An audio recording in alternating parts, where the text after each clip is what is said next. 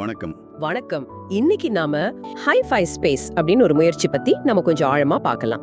இது டெக்னாலஜியையும் மனுஷங்களோட நல்ல குணங்களையும் ஒன்னா இணைச்சு சமூகத்துல ஒரு நல்ல மாற்றத்தை கொண்டு வரணும்னு நினைக்கிற ஒரு பிளாட்ஃபார்ம். முதல்ல இது எதுக்காக ஆரம்பிச்சாங்கன்னு பார்க்கலாமா? டெக்னாலஜி ஒரு பக்கம் நம்மளெல்லாம் ஒரு மிஷின் மாதிரி ஆக்கிட்டு வருது, இன்னொரு பக்கம் தினமும் கிட்டத்தட்ட 20,000 பேர் பட்டினியால இறந்து போறாங்களாம். யூனிசெஃப் டேட்டா அப்படி சொல்லுது. இப்படிப்பட்ட ஒரு சூழல்ல தான் உலகை மாற்ற பிறந்தோம், born to change the world அப்படிங்கிற ஒரு முழக்கத்தோட ஹை-ஃபை ஸ்பேஸ் வந்திருக்கு. சொல்ல போனா நம்ம கொஞ்சம் மனிதாபிமானத்தோட செயல்படணும், இந்த மாதிரி பிரச்சனைகளை சரி செய்யணும். அப்பதான் அடுத்த தலைமுறைக்கு ஒரு நல்ல உலகத்தை கொடுக்க முடியும்னு இவங்க சொல்றாங்க. ஆமா, அதே டெக்னாலஜியை வச்சு ஏன் சாப்பாடு, தங்குற இடம் மாதிரி அடிப்படை தேவைகளுக்கு எல்லாருக்கும் கிடைக்க செய்யக்கூடாதுன்னு ஹை-ஃபை ஸ்பேஸ் யோசிக்குது. ஒரே மாதிரி சிந்திக்கிற சமூக தொழில் முனைவர் எல்லாரையும் ஒன்னு சேர்த்து ஒரு பாசிட்டிவ் இம்பாக்ட் உருவாக்கணும்னு நினைக்கிறாங்க போல. அதாவது லைக் மைண்டட் சோஷியல் ஆண்டர்பிரினர்ஸ். சரி, கொடுப்பதும் பெறுவதும் அப்படிங்கிறது ஒரு பிரபஞ்ச விதி மாதிரின்னு சொல்றாங்க. ஆமா ஆமா, நாம தாராளமா கொடுத்தா பிரபஞ்சம் நமக்கு திருப்பி கொடுக்கும். அதை நாம நன்றியோட வாங்கி திரும்பவும் தேவை இருக்கிறவங்களுக்கு கொடுக்கணும்னு சொல்றாங்க. உதவி பண்றது, ஷேர் பண்றது, அப்புறம் தாராள மனசு, கருணை, நன்றி, இதெல்லாம் ரொம்ப முக்கியம்னு சொல்றாங்க. Be good, do good, receive good. அதாவது நல்லது செஞ்சா நல்லதா இருந்தா நல்லதே கிடைக்குங்கிற அந்த கர்மா ஈர்ப்பு விதி மேல உங்களுக்கு ஒரு ஆழமான நம்பிக்கை இருக்கு. சரி சரி, இது ஒரு நவீன நன்கொடை அடிப்படையிலான கம்யூனிட்டி கிரவுட் ஃபண்டிங் தளம்னு விவரிக்கிறாங்க. ஆனா இதுல ஒரு சுவாரஸ்யமான விஷயம் சொல்றாங்க பாருங்க. என்னது அது? ஒருத்தருக்கு ஒருத்தர் கொடுக்கிற நன்கொடைகள் மூலமா வாழ்நாள் முழுக்க வருமானம் கிடைக்கும்னு சொல்றாங்க. வாழ்நாள் வருமானமா? ஆமா, அந்த நன்கொடைகள் சமூகத்துக்குள்ளேயே மறுசுழற்சி செய்யப்பட்டு புழக்கத்துல இருக்கும்னு, இந்த முழு சிஸ்டத்தையும் நிர்வகிக்கிறதுக்கு ஹை எண்ட் நவீன டெக்னாலஜி பயன்படுதுன்னு குறிப்பில இருக்கு. இந்த சிஸ்டம் டொனேஷன் ரீசைக்ளிங் சிஸ்டம்னு சொல்லிக்கிறதாவும் மூலங்கள்ல இருக்கு. அப்படின்னா குடுக்கிற டொனேஷன்ஸ் அந்த கம்யூனிட்டிக்குள்ளேயே சுத்தி வருதுன்னு அர்த்தம். அப்புறம் ஒரு ஈகோ சிஸ்டம் மாதிரி மறுசுழற்சி ஆகுமா? ஓ சரி சரி. அப்போ இதுல ஒருத்தர் சேரணும்னா என்ன பண்ணணும்? எப்படி இதுல பங்கு பெற முடியும்? இதுல சேரத்துக்கு ஒரே ஒரு தடவை மட்டும் தானம் பண்ணா போதும்னு சொல்றாங்க. ஒரு தடவை பண்ணிட்டா போதும். அப்படியா? ஒரே ஒரு தடவை தானம் செஞ்சா வாழ்நாள் பூரா மத்தவங்க கிட்ட இருந்து தானம் வாங்கிக்கலாமா? கேட்கவே கொஞ்சம் ஆச்சரியமா இருக்கு. அப்படி செஞ்சா வாழ்நாள் முழுசும் மத்தவங்க கிட்ட இருந்து பரஸ்பர நன்கொடைகள் வாங்க தகுதி கிடைக்குமா? அந்த ஒரு தடவை பண்ற தானம் கூட 4 வெவ்வேறு நபர்களுக்கு பிரிஞ்சு போகுமா? 4 பேருக்கா? ஆமா. அதுக்கப்புறம் அந்த பணம் மறுபடியும் அந்த அமைப்புக்குள்ளேயே மத்த உறுப்பினர்களுக்கு உதவியா மறுசுழற்சி ஆகுதுன்னு சொல்றாங்க. அதனாலதான் அவங்க ஸ்லோகனே ஒரு முறை தானம் வாழ்நாள் வருமானம் அப்படின்னு இருக்குது போல. சரி, அப்ப அந்த ஒரு தடவை தானம் பண்ணிட்டா மட்டும் போதுமா? வேற எதுவும் செய்ய தேவையில்லையா? ஏன்னா வாழ்நாள் வருமானங்கிறது பெரிய விஷயம் இல்லையா? அது மட்டும் போதாது, தொடர்ச்சியா பலன்கள் கிடைக்கணும்னா 2 முக்கியமான வேலையை செய்யணும்னு சொல்றாங்க. ஒன்னு, அந்த ஒரு தடவை தானம் பண்றது. 2வது, இந்த சிஸ்டம் பத்தி தேவை இருக்கிற மத்தவங்க கிட்ட சொல்லி அவங்களையும் இதுக்குள்ள கொண்டு வரணும். அப்படியா? இது ஒரு செல்வ பகிர்வு முறையை உருவாக்குறதுக்காகவா வெல்த் டிஸ்ட்ரிபியூஷன் மெத்தடாலஜின்னு சொல்றாங்க. அதாவது ரொம்ப சிம்பிளா சொன்னா, பணக்காரங்களுக்கும் வசதி இல்லாதவங்களுக்கும் நடுவுல இருக்கிற அந்த பொருளாதார இடைவெளியை குறைக்க இது ஒரு வழின்னு அவங்க நினைக்கிறாங்க. புதுசா ஆள் சேர்க்க சேர்க்க அந்த செல்வம் பரவலா பகிரப்படும் ஒரு ஐடியா. சரி சரி, நீங்க ஆரம்பத்துல டெக்னாலஜி பத்தியும் சொன்னீங்களே, அது எப்படி இந்த செல்வ பகிர்வுக்கு இல்ல இந்த சிஸ்டம்க்கு உதவுது? இந்த தானம் கொடுக்கறது, வாங்குறது எல்லாத்தையும் ஒரு ஒழுங்கான முறையில ஒரு பேலன்ஸ்டா நிர்வகிக்க டெக்னாலஜியை யூஸ் பண்றாங்களாம். யாருக்கு டொனேஷன் போகுது, யார்கிட்ட இருந்து வருதுன்னு எல்லாத்தையும் ஒரு கம்ப்யூட்டர் சிஸ்டம் ட்ராக் பண்ணி எல்லா மெம்பருக்கும் ஓரளவுக்கு தொடர்ச்சியா சீரா வருமானம் கிடைக்கிற மாதிரி பாத்துக்க முயற்சி பண்றாங்களாம். இப்போ Web3, பிளாக் செயின், அப்புறம் ஸ்மார்ட் கான்ட்ராக்ட்ஸ், ஆர்டிஃபிஷியல் இன்டெலிஜென்ஸ், இது மாதிரி நவீன டெக்னாலஜிஸ் தான் இந்த புது பாதுகாப்பான டிஜிட்டல் அடையாள சிஸ்டத்துக்கு ஒரு அடித்தள மாதிரி. பிளாக் செயினை ஒரு டிஜிட்டல் பொது கணக்கு புத்தகம் மாதிரி நீங்க நினைச்சுக்கலாம். சரி சரி, புரியுது. ஸ்மார்ட் கான்ட்ராக்ட்ஸ் தானா இயங்குற டிஜிட்டல் ஒப்பந்தங்கள் மாதிரி பிளாக் செயின் மேல இது வேலை செய்யும். ஓகே. மனுஷங்க யாரும் இதுல தலையிட தேவையில்லை, வேகமா பாதுகாப்பா நடக்கும். அப்போ ஆர்டிஃபிஷியல் இன்டெலிஜென்ஸ் AI அதோட பங்கு என்ன இதுல? இது இந்த சிஸ்டத்தை இன்னும் ஸ்ட்ராங்கா ஆக்கும். உங்க ஆன்லைன் ஆக்டிவிட்டீஸ அது பாத்துக்கிட்டே இருக்கும். சரி. ஏதாவது வித்தியாசமா வழக்கத்துக்கு மாறா நடந்தா ஒருவேளை அது ஃப்ராடா இருக்கலாம்னு டக்குன்னு கண்டுபிடிச்சிடும். அடையாள திருட்ட தடுக்க இது ஒரு பெரிய டூல். Web3 பத்தி கொஞ்சம் சொல்லுங்களேன். Web3ங்கிறது இன்டர்நெட்டோட அடுத்த கட்டம்னு சொல்லலாம். யூசர்ஸ் ஆகிய நமக்கு டேட்டா மேல இன்னும் அதிக கண்ட்ரோல் இருக்கும். முக்கியமான பாயிண்ட், நம்ம ஒரு புது நபரை அறிமுகப்படுத்தினா அவரோட ஐடியா நம்ம ஆக்டிவேட் மட்டும்தான் பண்ண முடியுமா? அவரை அந்த சிஸ்டம்ல எங்க பிளேஸ் பண்ணணும், எப்படி வரிசைப்படுத்தணுங்கிறதெல்லாம் AI தான் முடிவு பண்ணுமா? அப்படியா? நம்ம முடிவு பண்ண முடியாதா? இல்ல, AI எல்லாரையும் ஒரு மேட்ரிக்ஸ் மாதிரி ஒரு கட்டமைப்புல ஒழுங்கா அடுக்கி எல்லாருக்கும் ஓரளவுக்கு சமமா வருமானம் கிடைக்கிறது உறுதி செய்ய முயற்சிக்குமா. இது மத்த அஃபிலியேட் ப்ரோக்ராம் மாதிரி இல்ல, கொஞ்சம் வித்தியாசமானதுன்னு சொல்றாங்க.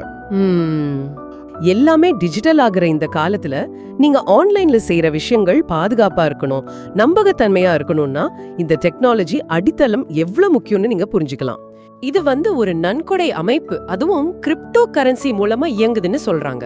கிரிப்டோங்கிறதே கொஞ்சம் குழப்பமா இருக்கும் சிலருக்கு. நிச்சயமா இது ஒரு குளோபல் வாலண்டரி டொனேஷன் சிஸ்டம், தன்னார்வமா செய்யறது. ஓகே, அப்போ இதுக்கு அடிப்படை என்ன? பாலிகான் USDTன்னு ஒரு டிஜிட்டல் கரன்சி பயன்படுத்துறாங்களாமே? ஆமா, பாலிகான் நெட்வொர்க்ல இருக்கிற USDT அது டாலருக்கு இணையான மதிப்புள்ளது. டிரான்சாக்ஷன் ஃபீஸ் கம்மி, வேகமா நடக்கும்னு சொல்றாங்க. இதுக்கு கிரிப்டோ வாலெட் வேணும். அதோட அந்த 12 பாஸ்வேர்ட் சீட் ஃப்ரேஸ்னு சொல்லுவாங்களே, அதை ரொம்ப பத்திரமா வைக்கணுமாமே. மிக மிக முக்கியம். அது தொலைஞ்சா உங்க கண்ட்ரோல்ல இல்லாம போயிடும், யாரும் எடுத்து தர முடியாது. ஆமா, இது ஒரு பிசினஸ் இல்ல, MLM இல்ல, crypto mining, trading, stocks, investment, ஏன் சூதாட்டம் கூட இல்லைன்னு அடிச்சு சொல்றாங்க. ஆமா, இது முழுக்க முழுக்க டீசென்ட்ரலைஸ்ட், அதாவது யாருடைய கட்டுப்பாடும் இல்ல. அப்புறம் சட்டப்பூர்வமானது, ஆபத்து இல்லாதது, ஜீரோ ரிஸ்க்னு சொல்றாங்க. எந்த நிறுவனமோ ஃபவுண்டரோ இல்ல, ரூல்ஸ், டார்கெட், டைம் லிமிட் எதுவும் இல்லையா. நன்கொடை கூட 100% உடனுக்குடன் ஆளுக்காள் P2P போயிடுமா. அதனால வித்ட்ரால் ப்ரொசீஜரே தேவையில்லைன்னு சொல்றாங்க. இப்ப பாத்தீங்கன்னா இதுல 5ங்கிற நம்பருக்கு ஒரு பெரிய இடம் இருக்கு போல. ஆமா, 5 ஸ்பேஸ், AIயோட 5 ஸ்பெஷல் பவர்ஸ், 5 விதமான வருமானம், மேட்ரிக்ஸ்ல கூட 5ஓட மடங்குகள், குறைஞ்சது 5 பேருக்கு உதவணும்னு கூட சொல்றாங்க. இன்ட்ரெஸ்டிங்கா இருக்கு. உறுப்பினர்களுக்கு 2 கடமை இருக்குன்னு சொல்றாங்க. ஒன்னு JOTOP, அது என்ன? Just one time out of pocket, அதாவது உங்க சொந்த பணத்துல இருந்து ஒரே ஒரு தடவை மட்டும் $50 கொடுக்கணும். ஓகே. ரெண்டாவது அது You build 5, I build 5ன்னு. இது எப்படின்னா, உதவி தேவைப்படுறவங்கள ஜூம் மீட்டிங்க்கு கூட்டிட்டு வரணும். குறைஞ்சது ஒரு 5 பேருக்காவது இந்த வாய்ப்பை பத்தி சொல்லி அவங்க வாழ்க்கையில ஒரு மாற்றம் வர உதவணும்னு சொல்றாங்க. சரி, இங்க ஒரு விஷயம் பாருங்க, கூப்பிடுறதோட நோக்கம் உதவி பண்றது தான், சேர சொல்லி கட்டாயப்படுத்துறது இல்லையா. அது முக்கியம். அப்புறம் ஆட்களை சேர்க்கறது கூட AI மூலமா தானா நடக்கணும். மத்த நெட்வொர்க் மார்க்கெட்டிங் மாதிரி இதுல binary, ranking, left right matching இதெல்லாம் இல்லன்னு சொல்றாங்க. எல்லா மெம்பரோட பங்களிப்பும் கணக்குல வரும்னு தெரியுது.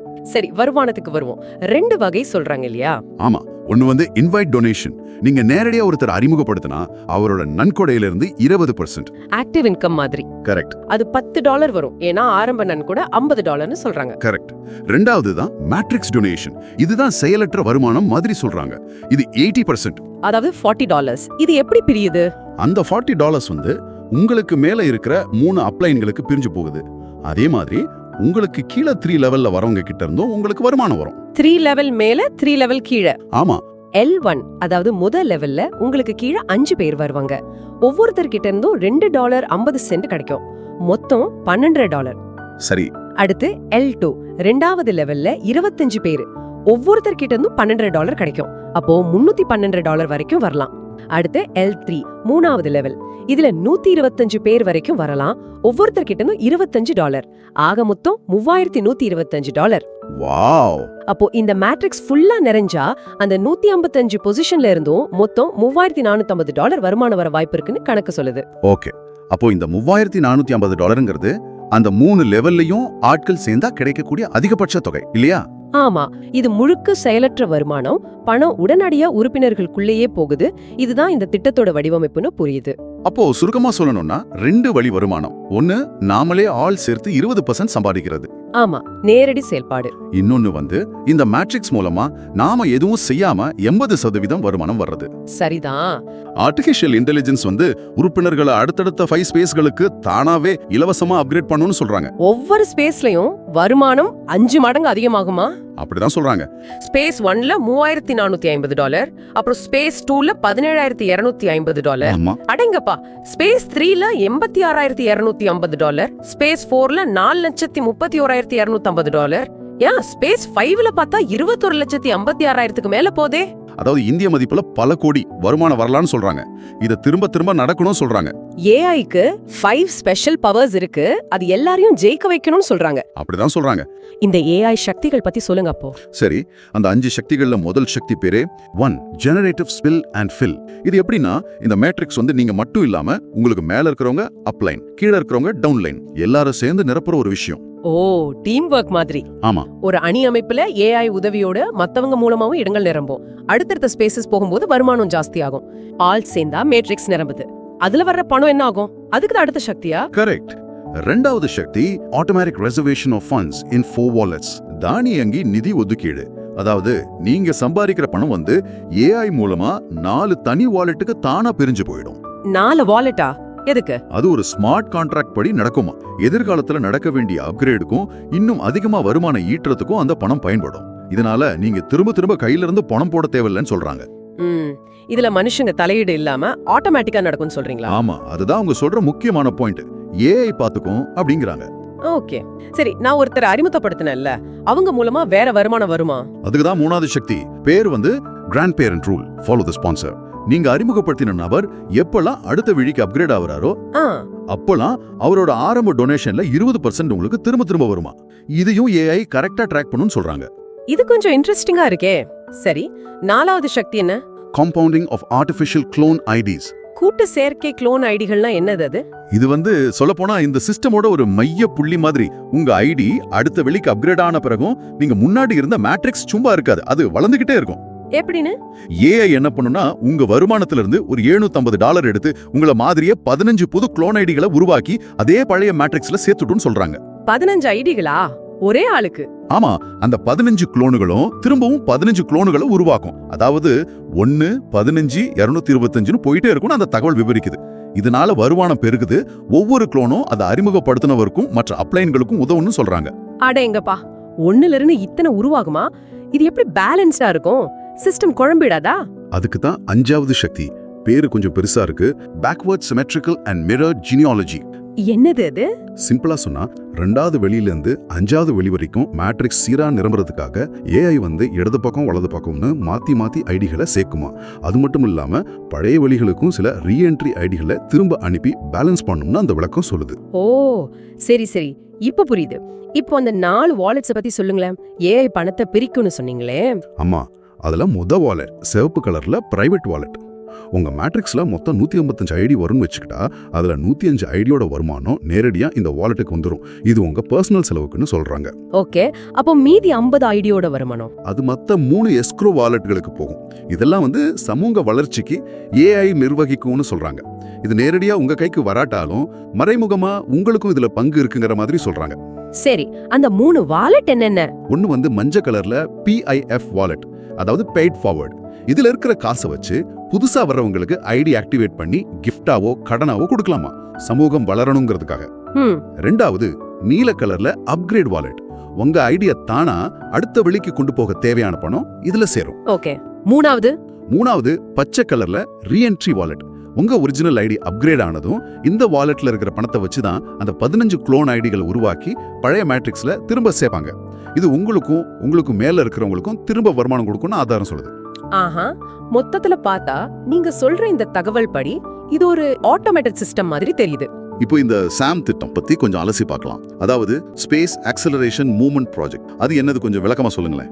இதோட நோக்கம்னா உலகம் முழுக்க இருக்கிற சமூக தொழில் முனைவோருக்கு நிதி திரட்ட ஒரு புதுமையான வழியை கொடுக்கறது தான். சரி, இதை எப்படி ஆரம்பிக்கணும்னா ஸ்பேஸ் ஒன் மேட்ரிக்ஸ்குள்ள $50 வச்சு 6 தனி ஐடி ஆக மொத்தம் $300 ஆரம்பிக்கணும்னு விவரிச்சிருக்காங்க. ஓ, இதுல முக்கியமான வேலையே என்னன்னா உங்கள மாதிரியே 6 ஐடியோட வர்ற ஒரு 25 பேரை இல்லன்னா நிறுவன ஆதரவாளர்களை நீங்க இந்த திட்டத்துல சேர்க்கணும். ஓகே.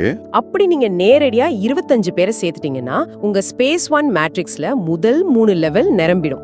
அப்படி நடக்கும்போது உங்க முதல் ஐடிக்கு $3480 கிடைக்கும்னு இந்த ஆதாரம் சொல்லுது. ஓ, அப்படியா? உடனே முதல் ஐடிக்கு $3450 வருமானம். இதுக்கு ஆச்சரியமா இருக்கே. அப்புறம் நீங்க சேர்த்தீங்களா அந்த 25 பேரு? அவங்களும் உங்கள மாதிரியே வேலை செஞ்சு அவங்க 25 பேரை சேர்க்கணும். அதுக்கு நீங்க உதவணும்னு கூட சொல்லியிருக்கு.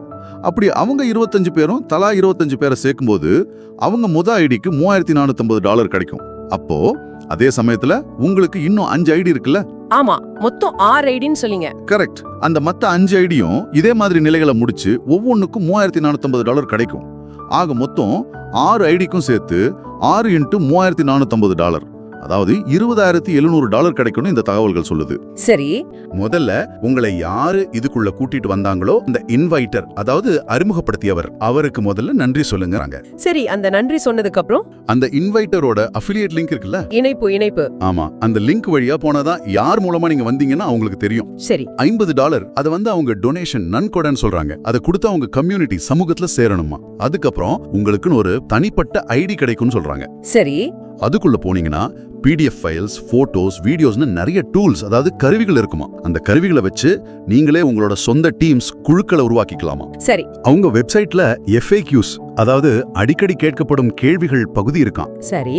அத உங்களுக்கு பிடிச்ச மொழியில படிச்சு பாத்துக்கங்கன்னு சொல்றாங்க. ஆஹா. அவங்களோட குளோபல் சப்போர்ட் டீம் நடத்துற ஜூம் பிரசன்டேஷன்ஸ், அப்புறம் ஸ்பெஷல் ட்ரைனிங் செஷன்ஸ் இதில் எல்லாம் கலந்துக்க சொல்றாங்க. AI, மேட்ரிக்ஸ், டீம் ஒர்க், அப்புறம் இந்த க்ளோன் ஐடின்னு எல்லாம் சேர்ந்து மனுஷ தவறே இல்லாம எல்லாருக்கும் தொடர்ந்து வருமானம் வர வைக்கும்னு சொல்றாங்க. ஆமா, இந்த ரீஎன்ட்ரி குளோனிங் மூலியமா பணம் உருவாகிட்டே இருக்கும்னு சொல்றாங்க. அப்படி பார்த்தா இது எல்லாரும் சம்பாதிச்சு ஒருத்தருக்கு ஒருத்தர் உதவி செஞ்சு எல்லாரும் பயனடைகிற ஒரு அமைப்பு மாதிரி காட்டுறாங்க இல்லையா? சரிதான். அவங்க கொடுக்கிற கடைசி மெசேஜ் கூட அப்படிதான் இருக்கு. அதாவது உங்களோட ஒரு சின்ன செயல் கூட பெரிய தாக்கத்தை உண்டாக்கலாம், அது ஒரு நல்ல கர்மாவா மாறி உலக அளவுல ஆதரவை உருவாக்கும்னு சொல்றாங்க. எல்லாம் உங்ககிட்ட இருந்தா ஆரம்பிக்குதுன்னு சொல்றாங்க. ஒரு கிளிக், ஒரு உதவி, ஒரு சின்ன செயல், இது மூலமா உலகத்தையே மாத்தக்கூடிய ஒரு தொடர்வினையை நீங்க ஆரம்பிக்கலாம்னு ஒரு ஊக்கத்தோட அந்த குறிப்பு முடியுது. இந்த சிந்தனையோட இன்னைக்கு இதை நிறைவு செய்யலாம்.